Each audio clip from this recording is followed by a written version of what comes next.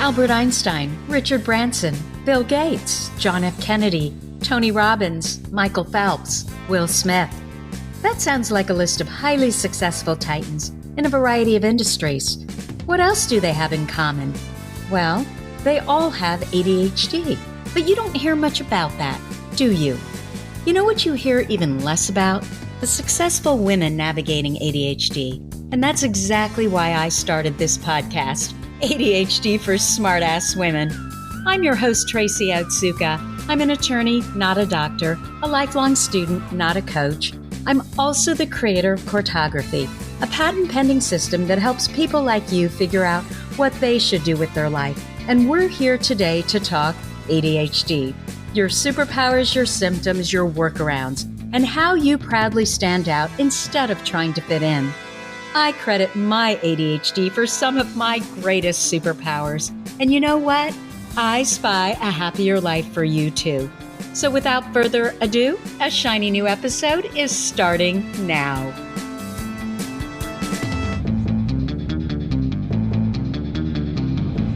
Hello, I am Tracy Otsuka. Welcome to episode 57 of ADHD for Smartass Women. In this episode, I am going to introduce you to my friend, Sandra Centorino. Sandra is the founder of RealWomenGoLive, where her mission is to help inspire, share, and connect real women to the power of their voice through audio and video. And Sandra is one of our own. She is newly diagnosed in midlife. And so I wanted to talk to a real woman, pun intended. Actually, I don't think that's even a pun, about her journey with ADHD. And just for background, I met Sandra online 3 years ago in a mastermind for online women entrepreneurs. And she is a huge reason why this podcast and Facebook group even exist. You know, I had this death grip fear of live video. No problem with public speaking, but live video, not knowing who was out there, not being able to see their faces, I just completely freaked myself out about it. And I saw how much fun Sandra had with live video and how confident and fearless she was. So I hired her to help me get over my live video phobia and make it fun. And guess what? She did.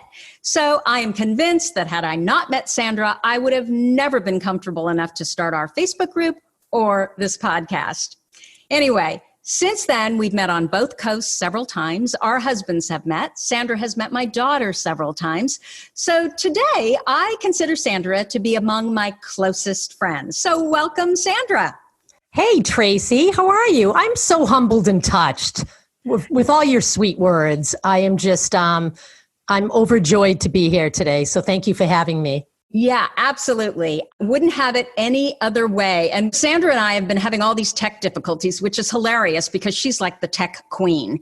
But Zencastr, which is what I normally record on, it's literally dropped her, I think we've 3 or 4 times.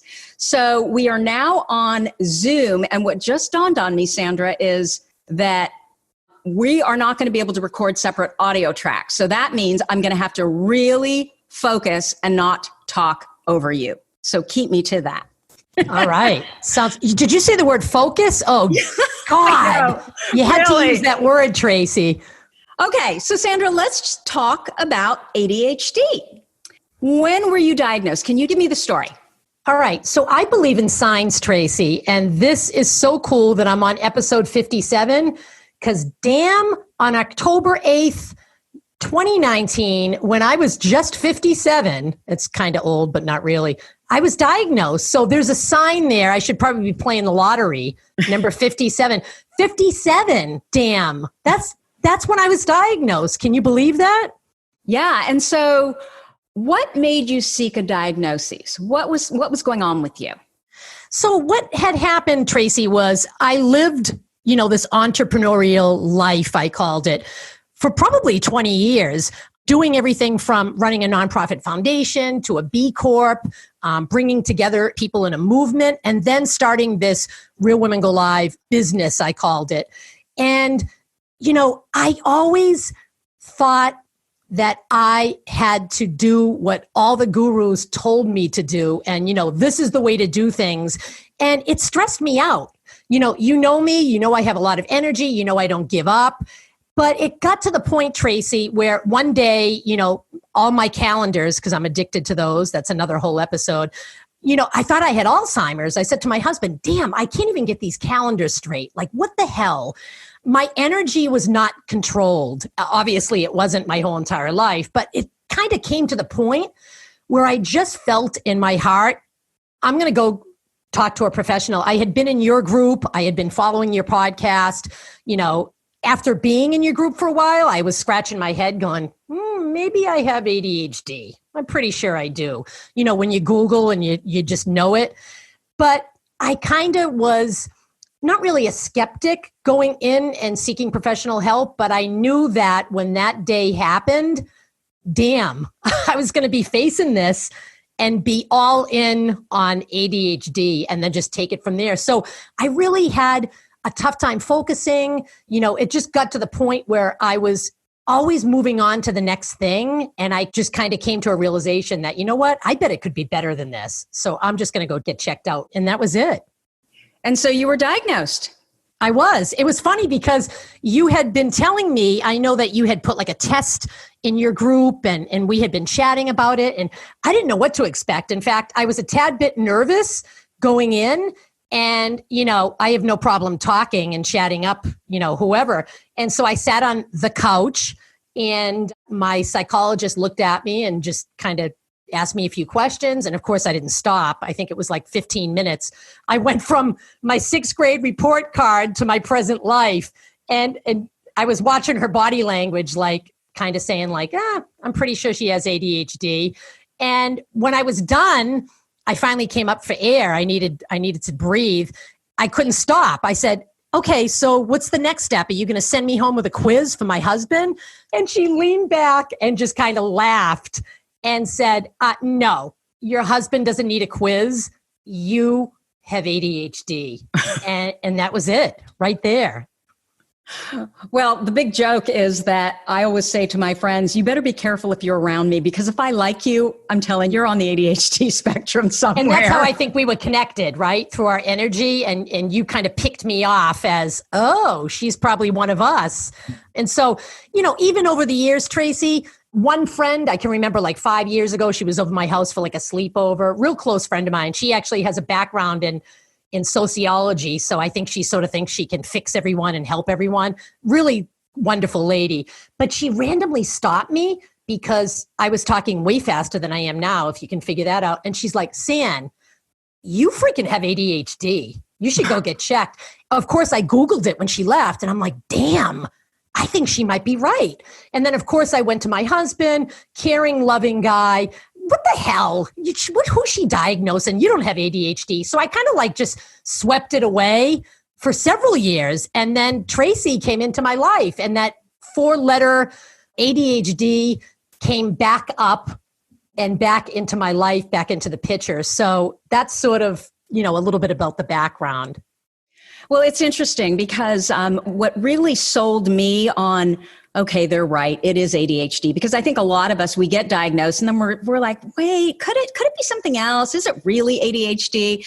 But I think when I read that one of the symptoms of ADHD is obviously hyperactivity, right?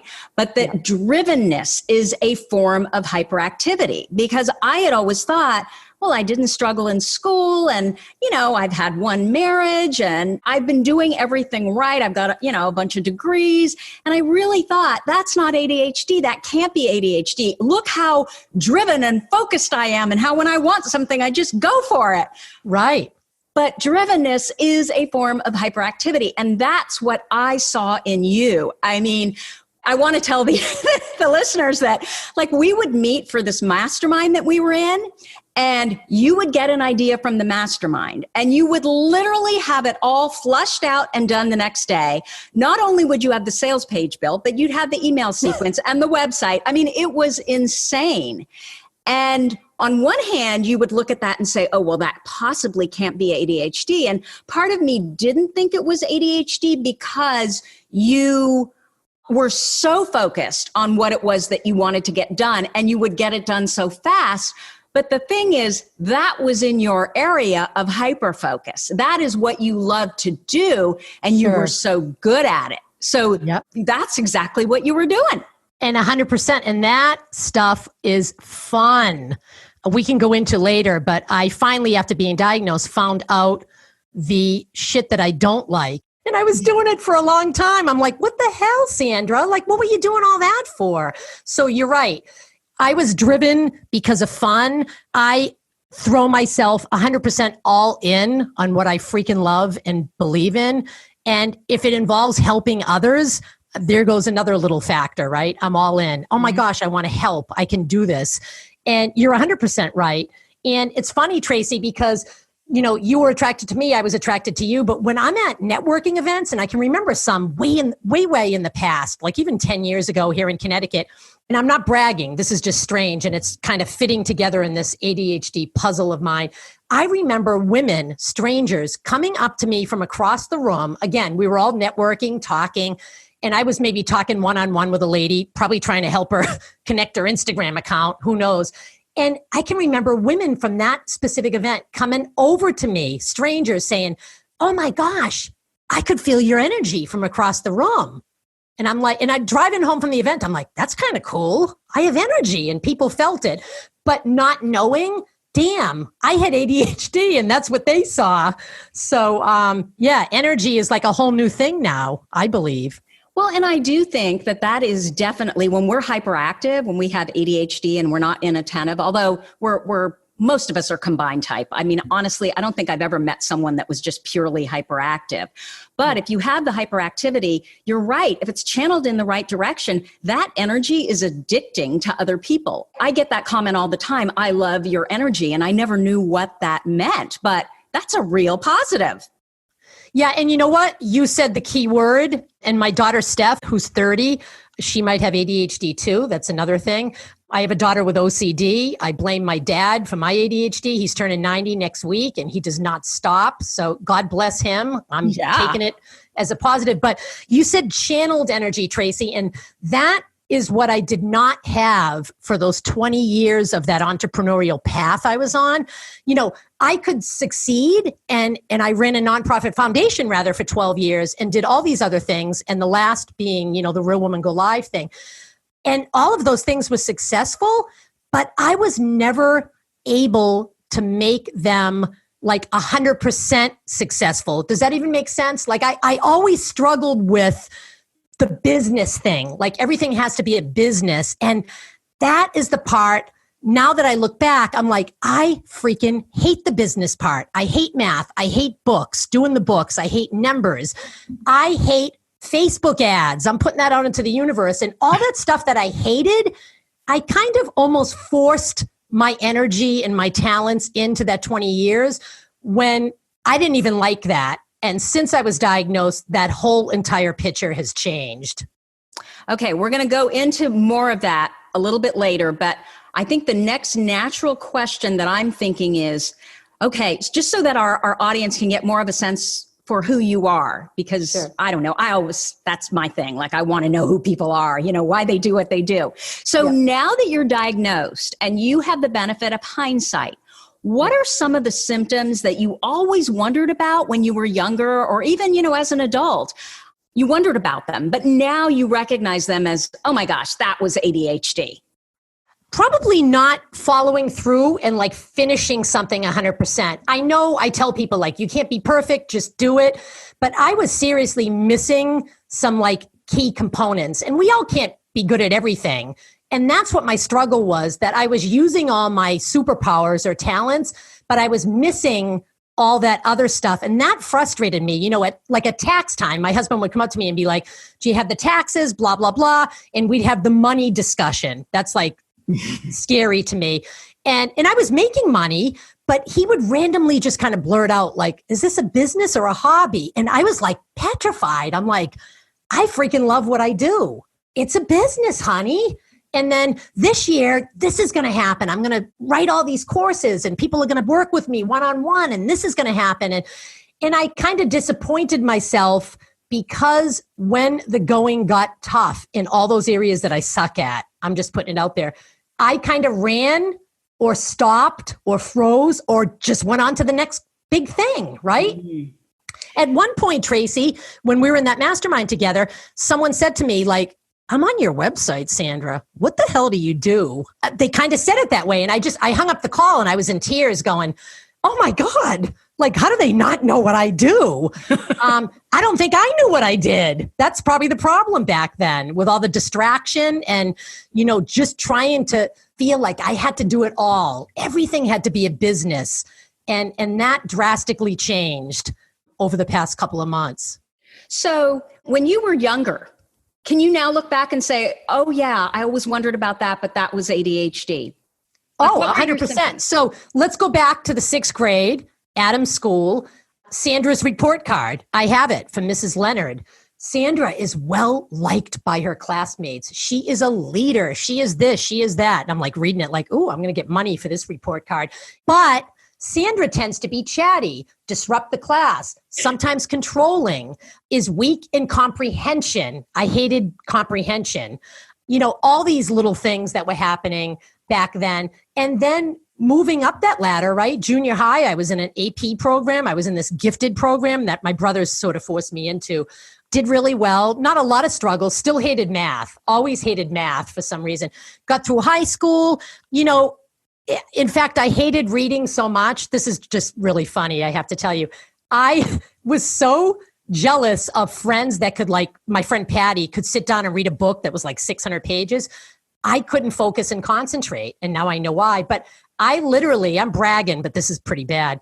In 7th grade at Central Junior High in Mr. Moffat's class, I freaking made up a book and an author and creatively delivered a book report and got an A on it. I don't think you ever knew that, Tracy Atsuka. And so wait, did Mr. Moffat, that was cheating, right? He had no clue. He just gave me an A. I don't even think, he's not going to look to see if I'm plagiarizing or whatever. But I'm looking back on it now, sitting on my psychologist's couch going, let's go back to school, always feeling like I had to keep up with everyone else that read these books and and I'm just like, you know what? I'm making up my own book report. My friends to this day are just like, I can't believe you got away with that, but it's damn pretty creative that you came up with that. Well, and I'm sure you learned much more doing that, to be honest, right? Than reading someone else's book. I think it's hilarious. And so then after school, there was college, right? That big word that still kind of makes me feel a little inferior, not good enough, stupid, whatever you want to call it. My brothers graduated from BC. They're 5 and 6 years older than me. Again, I felt pressure. Do I have to go to college? Do I have to be like them? Am I going to disappoint my parents? Can I even do this? Because of my focus, and I hated taking tests. I hated taking the SATs. So I did something that was really tough. And all my friends were going off to these prestigious schools. I just said, I'm not going to college. I took a year off. I worked. I went to hairdressing school. To this day, everyone's like, are you freaking serious? Like, what's up with that? I look at it as a sign, Tracy, because when I worked in that little shop with all the old ladies' hair that I was teasing, I met my husband. He was friends with the guy that owned the shop. And he came into the shop one day and I used to cut his hair. So I said to my kids, I'll never regret making that decision about the schooling. I'm not going to look back and beat myself up. Now I know it was all ADHD related, but damn, if I wasn't a hairdresser, girls, you would not be my daughters. So we kind of joke about that. So I do not have a college education. And I look back and I know like all these ADHD things were running through my blood. And that is what stopped me. That's 100% what stopped me. Two things. So first of all, my understanding is you met your husband and then you quit, right? You were like, okay, I did quit. I'm like, I was on to the next thing. I'm like, yeah, okay. And number two, you are one of the smartest people that I know. I mean, if there is any tech issue whatsoever, I give it to you and you literally have it done in 2 seconds. I just the way your brain works on the things that you love, you're brilliant. And what is so upsetting to me is how the school system works. So the higher up you get, people with ADHD, they get better and better grades. So, by the time they're working on their doctorates, their masters, they're the ones that are, graduating magna cum laude, pseudo, what is it? Sumo? No, sumo. Yeah. Sumo, like the wrestler. Summa cum laude. Oh my God. Yeah. Because we are finally doing those things that we're really interested in working on and learning about.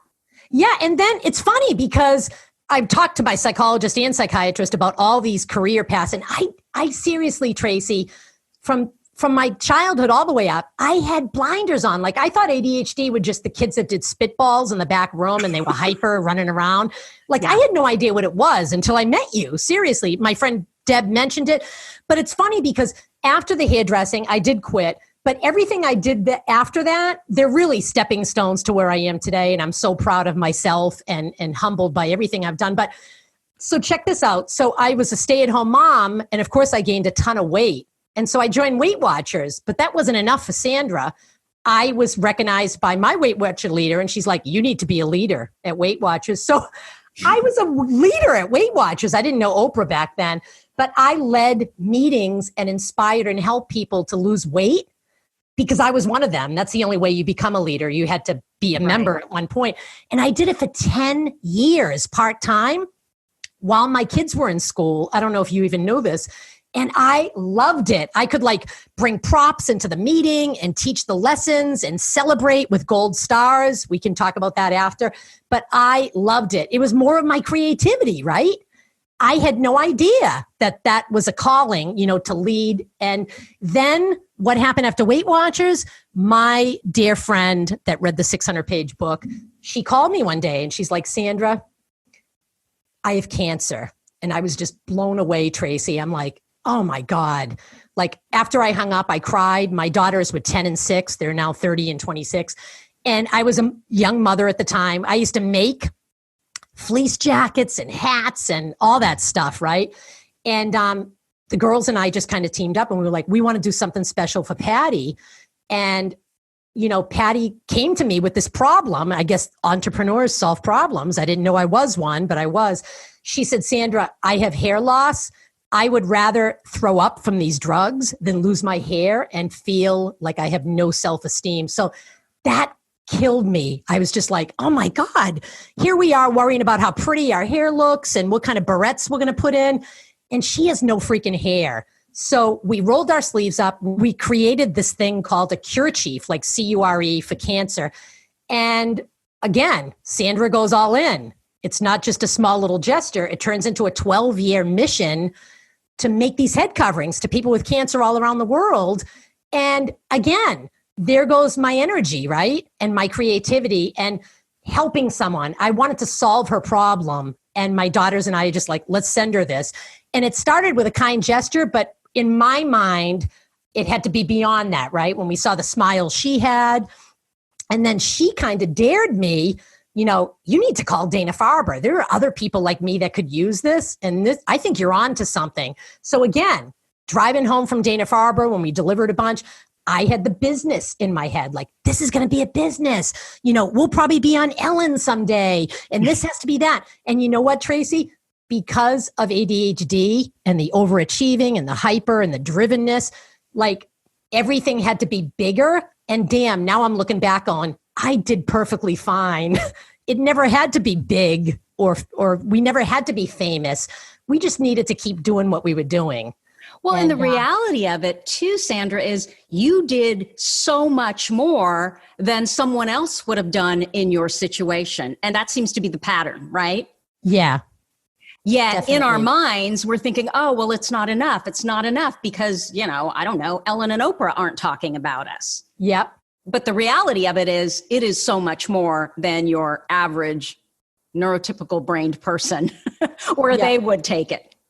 Yeah. And I think the thing was I always thought it had to be big and it had to be a business and had to be this huge thing.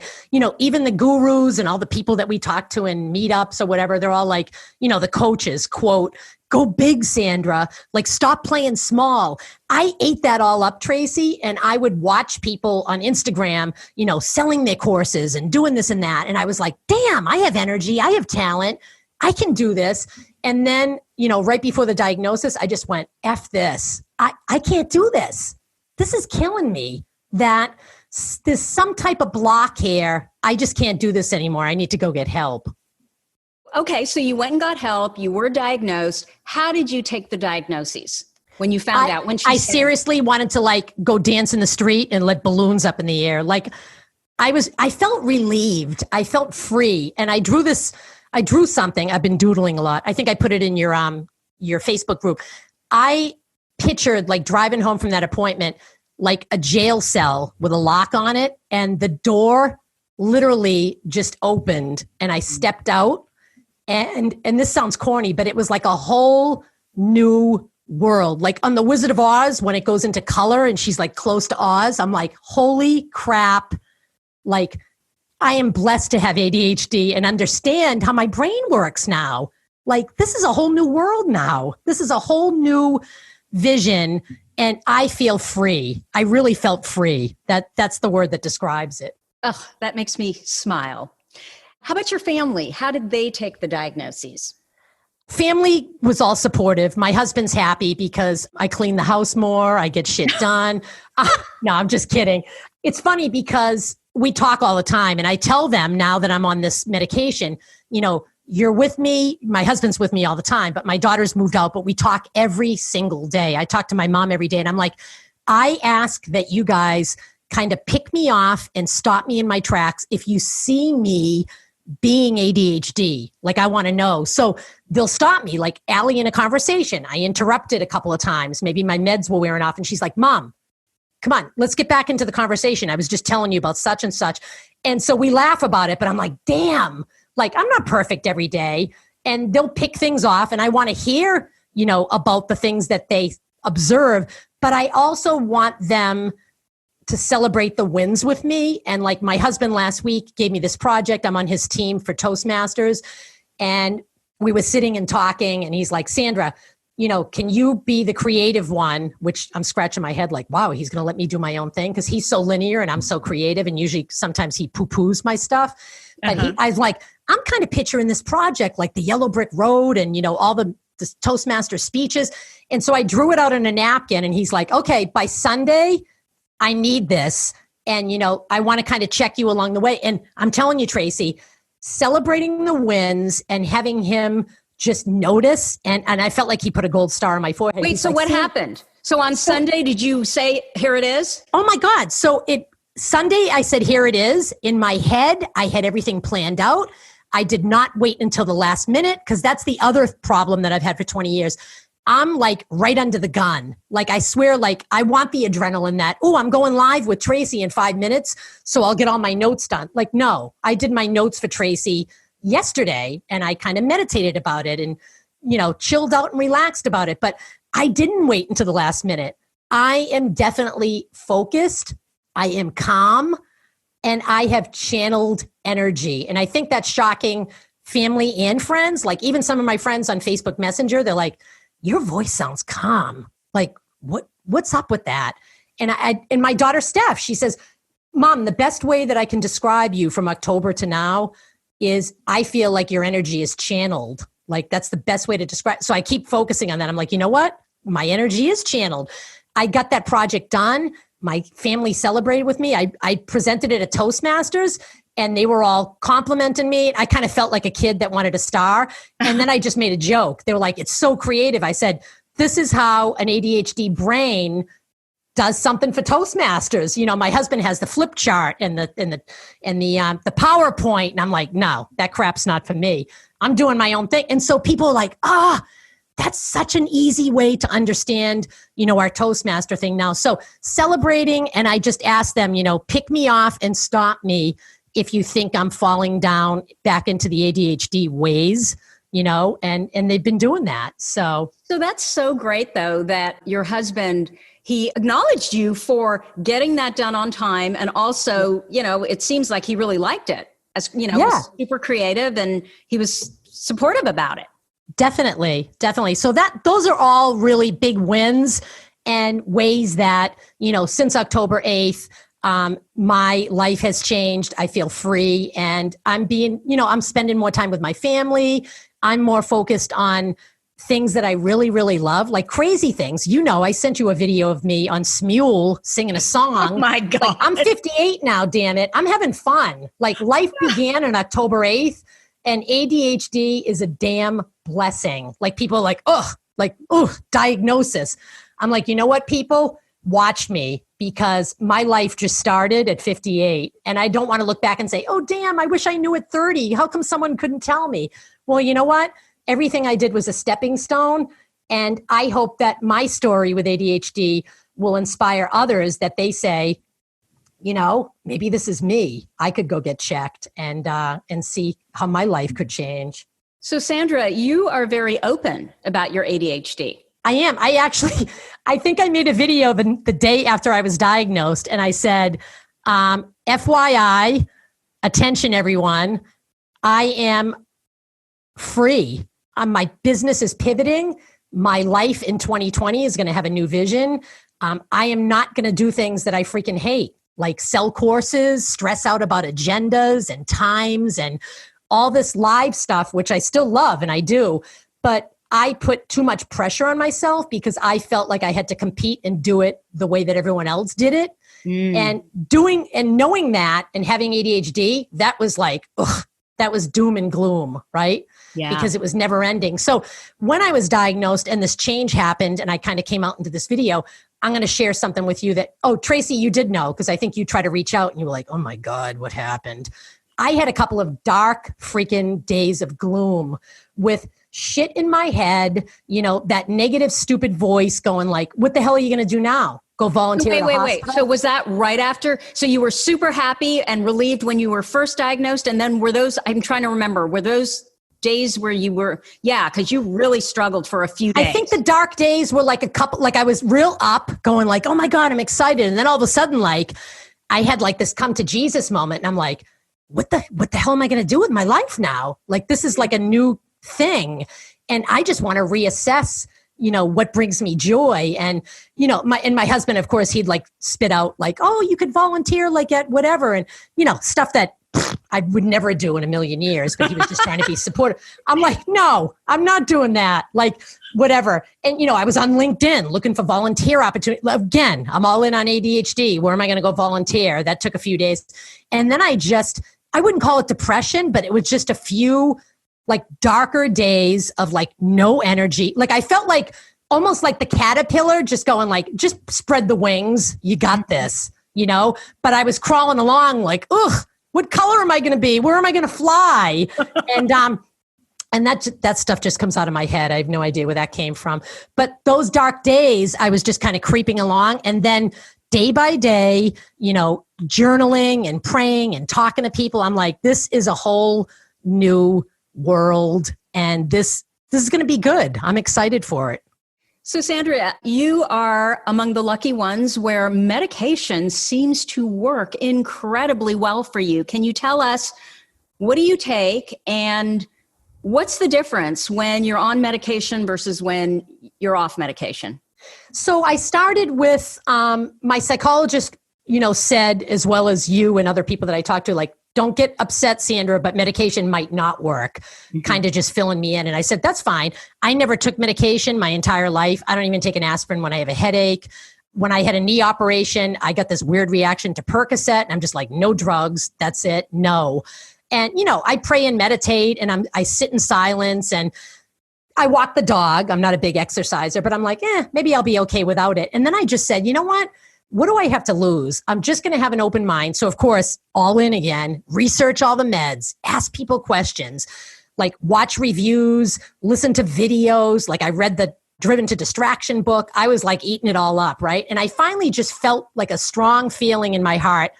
Vyvanse was going to be the way to go. So when I sat with the psychiatrist, she, of course, looked at me and said, there's the Ritalin route and there's the Adderall route. And she described, it was like a giant word. I have no idea what she called them, but they're two separate ways to stimulate, right? And so she says, I was thinking of Ritalin for you. And I kind of cringed because sorry if anyone's on it, but I was like, oh my God, that's for hyper boys that like do bad things in high school. I don't know. I just got a weird feeling. And she probably read my body language and she's like, well, we can take the Adderall route, you know, la, la, la. And these are the kind of things that are on the Adderall route. So I mentioned Vyvanse and we talked about that and the whole thing. And she says, you know what, if you're comfortable with Vyvanse, let's start that. So we started with 10 milligrams. I'm up to 20. I'm going to stay at 20. I was on starting November 15th. And then I think December, I upped it to the 20. I take it in the morning. I feel like the height of it is like right now, you're getting on my good energy, Tracy. And that's why we scheduled this interview at this time. I'm like, get me at the height of my energy, girl. But it wears off like maybe around dinner time. I don't feel like it's just a slow release, which is good for me. I was sort of expecting like, oh my God, am I going to clean and arrange like all my kitchen drawers? And am I going to feel like I drank 3 Starbucks coffees? It's not that. Like I had to get that out of my head. It's sort of what Steph said. It's like, your energy is channeled, Mom, and like you just seem so peaceful and calm and focused. And so that is what I noticed, and that is what's happening every day since then. I'm sure our listeners are thinking, that's calm. You can imagine how hyperactive you were before, but... I was. Yeah. You could slow me down on the slow speed on the podcast. You could just rearrange it at this point. No, but that's what I love about you, because I don't get bored when you're talking, because you're moving so quickly. Oh, gosh. So what is your number one ADHD workaround? Or you can have, one or two, whatever. I am a big fan of Apple everything, but since I got this iPad Pro and Apple Pencil, I have no paper on my desk. I do not have sticky notes all over the place. I don't have piles of shit. I don't have like stuff missing. Like my husband used to say, like, where's this? Where's that? And I have to look for it. And I don't have any of that anxiety with paper. And so with the iPad and the pencil, also for my creative abilities, I love to doodle. So I've been like doodling things while I meditate, finding courses to take, listening to courses on even Skillshare about ADHD. The Adhd magazine, I think that you have written to, have that on my iPad, reading it. I love the Post-it app. I just kind of stick a Post-it on there, and it might be like 3 simple things to do today, and that's it. And I also have created a digital journal for myself and keep everything in one spot. And of course, I can write in that and doodle on it and make it kind of cool. So that's sort of it. My meditation, that's been happening for 3 years. That's staying the same. Talk about that. Like how many days? I mean, this is so ADHD. So do we have a problem with streaks? I think so. Yeah. Yeah. So I've meditated for 3.5 years straight without missing a day. I'm waiting for gold stars, Tracy. I want some. Yeah. Today I'm on 783 straight episodes of my flash briefing called The Dose of Positive Energy. It's just a little quick thing I do every day, which I love. And that's on Alexa, right? Yeah, that's on Alexa. And check this out. I don't think you knew this. I have been secretly dancing. Don't tell anyone.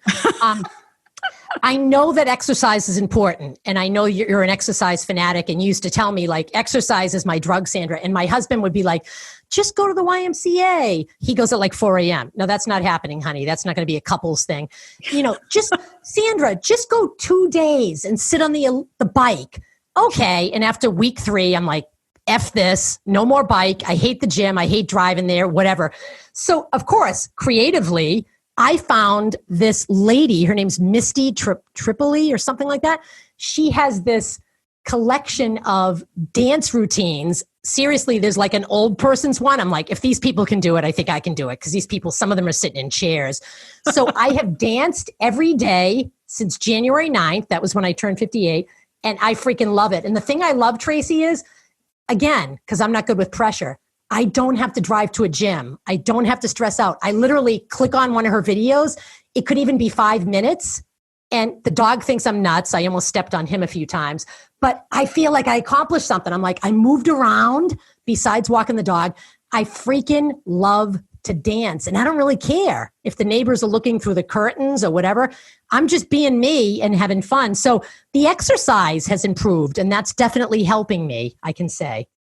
That's fantastic. So you're going to have to make sure to give me whatever her name is, Misty, whatever, Tripoli, or give me her name or her links for the show notes, because I'm sure someone's going to ask me. Yeah. So dancing, singing, I love. I actually just at New Year's, I said, I'm going to write a little mantra out, because I don't like to call anything resolutions, because that's what everyone else does, right? And I have 5 things on it, Tracy, and it says sit, dance, sing, learn, and be kind. And that came right from my heart one day. Sitting is how I have to start the day. I love to freaking talk. I'm full of energy. But if I don't start my day in silence, I'm trash. Like, forget it. By like noon, I'm like, ooh, what am I doing? Dancing, just moving around, doing more exercise. Singing, just pick a song, sing it. I'm on that Smule app. I dance around the house. I have Alexa playing. My husband's like, oh God, midlife singing now. What the hell is this? Learning, just like in your community, courses, different articles. I started going on Skillshare, which is like a free community of like free courses, and listening to the Audible, learning more on that, listening. Oh my God, I have like a record of how many books I've listened to for 2020. I'm like, hello. Before, I would buy books and they would collect dust because I could not sit and finish a book for the life of me. And last but not least, this has been me and my life, and this is what I'm all about. Just being kind. And anyone can do that to anybody, anywhere, and helping others and staying positive and spreading joy. So that's kind of like my high five. It's like, so I look at it every day. Of course, I doodled it and I hung it up. And I'm like, Sandra, did you do all of those 5? Okay, I'm in check. And those things make me happy. And those things help manage my ADHD. They really do. They keep me grounded. Well, it's all about positive emotion. And there's an example of it right there. You know, when we have positive emotion in our life, it really makes a difference. So my final question is, if there's someone listening who sees a lot of themselves in you and thinks it might be ADHD, but then the second thought is, I don't want to go there. I don't want to know. What advice would you give them? Well, first of all, I would say join Tracy's ADHD for Smartass Women community. I'm not plugging you. I have to say right now that, first of all, I'm blessed with ADHD. But if you didn't come into my life, Tracy, I'm getting emotional, I wouldn't be here. I seriously wouldn't. So listening to you, being in your community, listening to your podcast, now I'll be listening to myself. That's pretty cool. But get together, join a community and reach out to people, because when you feel alone, like I did for so many years, I kind of said, I've got this. I'm successful. I'm doing it all. It sucks. And as soon as you find that person, and my person was Tracy, she's my one, things change. You don't feel like you're alone. You're like, oh, she goes through the same stuff I do. This is cool. So find a person, find a community, and just be open to whatever they say or whatever you learn, and speak up. Ask for help, because why do it alone when we can do it together, right? We are all here in the same boat, and we're here to help each other. And that's really it. That's gorgeous. So Sandra, you are honestly one of the most generous people I know, and you are a total inspiration. Thank you so much for spending time with us. You're welcome. Here today. Before you go, though, one last question. I lied. Sure. Is there something that you're working on that you want to share with us? And 2 questions. Where can people find you if they want to know more about you and what you do? Sure. So they can see everything about me on RealWomenGoLive.com. That's my website. I would love to invite you all, if you're fearful about video, you heard Tracy, scaredy cat. I'm not doing video. I don't have to. I have a free Facebook group community that I promote every day, and you can go in there and you can go live and you can talk about ADHD or your business or your dog or whatever you want to do. And it's just a great way to be inspired, because my mission in this world is just to encourage other people, inspire, share, and connect with others to use their voice. Oh my gosh. So if it's a podcast or a flash briefing or a Facebook message to a friend, do that, but be part of the community. Definitely check out the website. And I have that Alexa flash briefing called A Dose of Positive Energy. So maybe we can link that as well. And that's just 3 minutes or under of some type of positive quote or little story or anything like that. And that is really, I love doing that. I haven't missed a day. So you have not. Okay. So we're going to have all of that in the show notes. Thank you again, Sandra. You're very welcome. That is what I have for you for this week. As always, you are listening to ADHD for Smartass Women. If you liked this episode with Sandra, please let us know by leaving a review. Those gold stars we were talking about, right? Yeah. Our goal is to change the conversation around ADHD, helping as many women as we possibly can learn how their ADHD brains work, so that they too can discover their amazing strengths. And guess what? Your reviews really help in that regard. It means, I don't know, you like me. You really, really like me. Oy, that was a terrible Sally Fields impersonation, but not so bad that I'm going to ask my editors to remove it. One more thing, if you have a comment, a guest you'd like me to interview, or a topic idea for this podcast, you can go to my website at tracyotsuka.com and leave me an audio message or reach out to me at tracy@tracyotsuka.com. Thank you so much for listening, and I will see you here next week. You've been listening to the ADHD for Smartass Women podcast. I'm your host, Tracy Otsuka, and we're available on iTunes, Stitcher, Spotify, and Google Play. If you liked what you heard, we sure would appreciate a review. And not coincidentally, ADHD for Smartass Women, well, that's also the name of our free Facebook group. Go look it up. We're a totally smartass community of successful, ambitious women who share our ADHD wins, questions, and workarounds. We'd love to have you join us. You can also find all my details over at tracyotsuka.com. Don't forget, I spy a happier life for us, and I'll see you again next week.